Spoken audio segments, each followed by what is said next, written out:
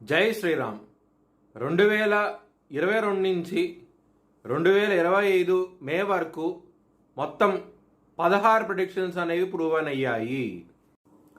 మీనరాశికి అధిపతి గురువు. మీనరాశిలో పూర్వాభాద్రం 4వ పాదం, ఉత్తరాభాద్రం 4 పాదాలు, రేవతి 4 పాదాలు ఉంటాయి. ఈ నక్షత్రం వాళ్ళందరికీ నేను చెప్పే వార ఫలితాలు వర్తిస్తాయి. ఈ వారంలో రాహు భగవానుడు లగ్నం నుంచి కుంభరాశికి వెళ్ళబోతున్నారు, వ్యయస్థానానికి వెళ్ళబోతున్నారు. రాహు భగవానుడు వ్యయస్థానంలో ఉన్నప్పుడు ఖర్చులు అనేది విపరీతంగా ఇస్తారు. హాస్పిటలైజేషన్ అయ్యే అవకాశాలు కూడా ఎక్కువగా ఇస్తూ ఉంటారు. ఒకవేళ మీ జన్మ జాతకంలో కనుక దశలు అంతర్దశలు యోగించకుండా ఉంటే కనుక ఖచ్చితంగా హాస్పిటలైజేషన్ అయ్యే అవకాశాలు ఎక్కువగా ఉంటాయి. ఖర్చులు విపరీతంగా ఉంటాయి. మీరు దుర్గాదేవిని ఆరాధించండి, చాలా చాలా మంచి ఫలితాలంటూ ఉంటాయి. కేతు భగవానుడు 6వ స్థానంలో ఉన్నారు, శత్రువులు నశిస్తారు, చాలా చాలా మంచి డెవలప్మెంట్స్ అంటూ ఉంటాయి.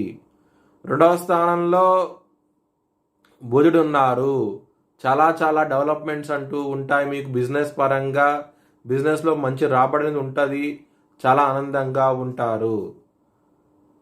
6వ స్థానం అధిపతి అయిన సూర్యుడు 3వ స్థానంలో ఉన్నారు, చాలా మంచి డెవలప్మెంట్స్ అంటూ ఉంటాయి. కోర్టు కేసు విషయాల్లో మీకు విజయం సాధిస్తారు, చాలా ఆనందంగా ఉంటారు. 4వ స్థానంలో గురువు ఉన్నారు. గురు బలం అనేది చాలా బాగున్నది. మీనరాశి వారికి కెరియర్ పరంగా ఇంప్రూవ్మెంట్స్ అంటూ ఉంటాయి. కెరియర్లో ప్రమోషన్స్ వస్తాయి, చాలా ఆనందంగా ఉంటారు. 7వ స్థానం అధిపతి అయిన బుధుడు 2వ స్థానంలో ఉండటం అనేది చాలా మంచి ఫలితాలంటూ ఇస్తారు. ముఖ్యంగా మ్యారేజ్ పరంగా మంచి సంబంధం కుదిరే అవకాశాలు ఎక్కువగా ఉన్నాయి. శని లగ్నంలో ఉన్నారు, ఎలినాటి శని ఉన్నది. మీకు కొంచెం జాగ్రత్తగా ఉండండి. శనివారం కూడా నువ్వులు దానం చేయండి బ్రాహ్మణుడికి.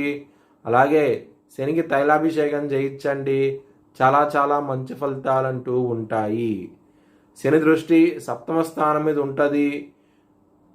మ్యారేజ్ పరంగా ఇబ్బందులు ఉంటాయి, కొంచెం జాగ్రత్తగా ఉండండి. కెరియర్ పరంగా మీకు మంచి డెవలప్మెంట్స్ అంటూ ఉండబోతున్నాయి. ఈ వారంలో కష్టపెట్టి ఫలితాలంటూ వస్తాయి. మీకు భయపడాల్సిన అవసరం ఏమీ లేదు. కెరియర్ పరంగా అవార్డ్స్, రివార్డ్స్, ప్రమోషన్స్ కూడా వస్తాయి, చాలా ఆనందంగా ఉంటారు.